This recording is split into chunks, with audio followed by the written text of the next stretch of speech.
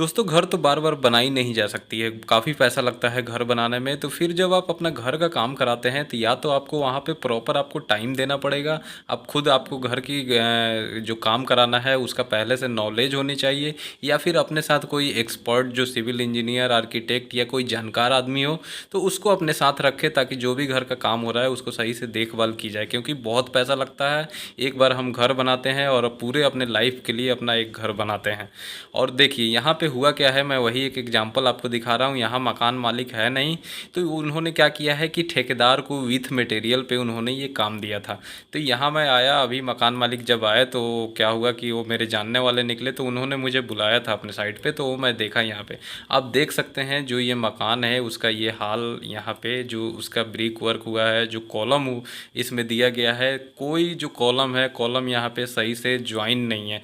आप नीचे से ज़मीन से जो देख रहे हैं, जहाँ तक आपको ऊपर का स्लैब दिखाई दे रहा है, जो छज्जा दिखाई दे रहा है स्लैब का, तो ये लगभग यहाँ ज़मीन से लेके उस छत तक की जो हाइट है, ये हाइट यहाँ पे 11 फीट की रखी गई है। और देखिए होता क्या है, इन्होंने मकान मालिक ने, ऐसा नहीं है कि इसमें पैसा नहीं खर्चा किया है, बहुत अच्छा है यहाँ पे उन्होंने मटेरियल, जो भी रोड़ी बालू ईंट स्टील जो भी लगता है, और जो ठेकेदार को उन्होंने विथ मटेरियल रेट दिया था ग्राउंड+1 का, यानी कि 1000 स्क्वायर फीट का मकान था, तो उन्होंने लगभग 1000 रुपये स्क्वायर फीट का रेट यहाँ पे दिया था। ठीक है, तो 2000 स्क्वायर फीट का टोटल जो एरिया उनका बन रहा है, तो उस हिसाब से जो ये मकान है 20 लाख रुपए में विथ मटेरियल काम दिया गया है। लेकिन यहाँ काम की कैसे धज्जियाँ उड़ाई गई है वो चीज़ मैं आपको बारी बारी से दिखा रहा हूँ, तो आप ध्यान देखिए दीजिएगा ज़रूर, ताकि जब भी आप अपना काम कराने जाएं तो वो गलती आपके मकान में ना हो। अब जैसे यहाँ पे देख रहे हैं कि नीचे से, तो जैसे नीचे जो ज़मीन का लेवल है वहाँ पे प्लिंथ बीम दिया गया है, और 2 फीट ऊपर उठा के यहाँ पे डीपीसी दिया गया है। जैसा आप ये देख रहे हैं 2 फीट के ऊपर यहाँ पे डीपीसी आपको दिख रहा होगा। और ये कोने वाला पिलर की हालत देखिए, जितने भी पिलर है इसमें करीबन 15-16 पिलर हैं। तो ये पिलर देखिए, ऊपर जाके पिलर पतला हो गया है, नीचे से जो पिलर है 9 इंच का आपको दिख रहा है, 9 इंच बाई 9 इंच का पिलर दिया गया है। और पिलर में भी आप देख रहे हैं कि एक पिलर में कम से कम 3 जगह ज्वाइन आपको दिख रहा है। आपको जो पिलर देना है कोशिश करना चाहिए कि 2 पार्ट में पिलर को ढाल लिया जाए, और पिलर जो हो बिल्कुल सीधा होना चाहिए, एक अलाइनमेंट में होना चाहिए, ताकि जो हमारा ऊपर से लोड आता है, लोड सही से हमारे ज़मीन पे ट्रांसफ़र हो जाए। अब वहाँ पे जो है, यहाँ आप देखिएगा कि जो आउटर दीवार इसमें बनाई गई है, वो आउटर दीवार भी यहाँ पे 9 इंच का ना दे के 4 इंच की रखी गई है। ये एक बहुत बड़ी दोस्तों प्रॉब्लम हो जाती है। बरसात के दिनों में क्या होता है कि पानी वहाँ से सीपेज होता है, तो हमारे दीवार पे अंदर घरों में आती है, पेंट वगैरह ख़राब हो जाता है, फर्नीचर वगैरह अगर हमारे दीवार से चिपका हुआ है तो वो भी ख़राब हो जाता है। और ये जो बीच वाला पिलर है, ये देखिए यहाँ पे एक जॉइंट आपको दिख रहा है, फिर ये दूसरा, फिर लिंटल बीम के पास एक और एक अपना स्लैब बीम पे वहाँ पे ख़त्म तो हो ही रहा है।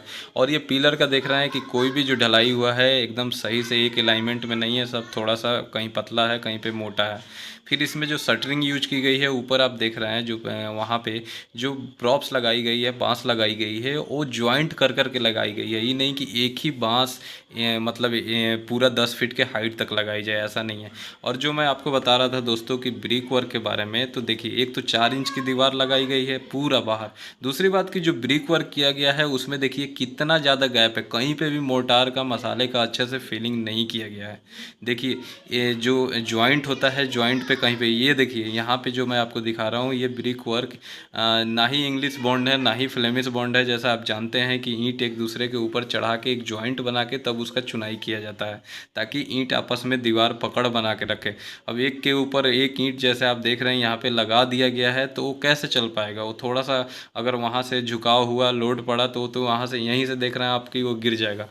तो ये सब चीज़ बहुत बड़ी दिक्कत है, ये आपको ध्यान देना है। ये देखिए इसमें मोर्टार की फीलिंग ही नहीं हुई है। ये ईंट आप देखिए, कोई अंदर निकला है, कोई बाहर निकला है, तो ये बहुत बड़ी दिक्कत है। ये छोटी छोटी चीज़ आपको ध्यान देनी है, इससे घर बहुत कमज़ोर हो जाता है, आपका पैसा बर्बाद हो जाता है, फ्यूचर में इससे बहुत आगे चल के आपकी प्रॉब्लम हो सकती है, घरों में क्रैक आ सकता है। तो बाहर का दीवार आपको 9 इंच का बनानी चाहिए, अंदर आप 4 इंच का दीवार दे सकते हैं। और जो दीवार बनानी है, जैसा आप यहाँ पे देख रहे हैं, बिल्कुल सीधी होनी चाहिए। यहाँ पे इंग्लिश बॉन्ड जो बोला जाता है, जैसे आप देख रहे हैं कि एक ईंट दी गई है, उसके सेंटर में फिर ईंट को वहाँ पे ज्वाइंट दिया गया है ऊपर वाले ईंट का। जैसा मैं आपको नज़दीक से यहाँ पे दिखा दूँ। और जो 2 ईंट के बीच में जो गैप होता है वो ज़्यादा से ज़्यादा 10 से 12 एमएम की होनी चाहिए। जबकि कहीं कहीं पे लोग, जैसे मैं आपको दिखाया अभी, कहीं पे वहाँ 20 एमएम है, 25 एमएम है। ज़्यादा मोटार आप भरते हैं, कहते हैं मजबूती ज़्यादा होगी, लेकिन वो बहुत बड़ी गलती है। वैसा काम आपको नहीं करना है। 10 से 12 एमएम की गैपिंग रखनी है, चाहे एक ईंट से दूसरे ईंट के बीच में। और जो उसका गैपिंग होता है बहुत अच्छे से फिल करनी है। और जहाँ पे वो ज्वाइंट आ रहा है उसको बाद में करनी सही, तो उस पर कटिंग कर देनी है, ताकि मसाला प्लास्टर जब आप करें तो मसाला उसमें आसानी से चिपके, बॉन्डिंग बनाए। और जो आपकी दीवार ये बनानी है बिल्कुल एक लेवल में, आप देख रहे हैं यहाँ पे प्लम बम साहुल से उसको चेक किया जा रहा है, सूत बांध के उसको सही से लगाई जा रही है दीवार को। तो इससे क्या होता है, दीवार भी मजबूत होती होती है। प्लास्टर भी आप करते हैं तो ज़्यादा आपको प्लास्टर नहीं लगता है। वहीं ईंट जैसे आप यहाँ देख रहे हैं अंदर बाहर ये निकली हुई है, बहुत ज़्यादा उसमें गैप है। तो प्लास्टर आप करेंगे तो एक तो मसाला उसमें ज़्यादा जाएगा, तराई बहुत ज़्यादा जाएगी, फिर दीवार जो है अच्छे से जो बॉन्डिंग एक दूसरे से नहीं हुआ है तो दीवार भी कमजोर हो गई। अब ये छज्जा ढाला गया है, वो ढलाई देखिए 2 इंच की यहाँ पे ढलाई की गई है इस छज्जे की। और बीच में जो छज्जा का मैं दिखाया वहाँ पे आप देखिए कि वहाँ मसाला ही नहीं है, कितना हानि कम है। तो ये छज्जा भी एक तरीके से कमजोर है, यानी जो काम किया गया है सब काम चलाऊँ। यहाँ कॉर्नर का जो पिलर आप देख रहे हैं वो चीज़ मैं आपको दिखा रहा हूँ। और एक और इशू है यहाँ पे, देखिए ये पुराना एक घर है और ये जो नया घर बनाया गया है उसके बीच में जो है जगह आप देख रहे हैं बिल्कुल नहीं है। 1 फीट के करीब जगह छोड़ा गया है, उसमें भी अब छज्जा दे दिए हैं। अब होता क्या है, जब 1 फीट का आप जगह छोड़ते हैं तो वो तो किसी काम का है नहीं। तो उससे अच्छा है कि दोनों घर को वहाँ पे एक दूसरे से सटाकर और खड़ा कर लिया जाए, तो उस तरीके से घर मजबूत होगा।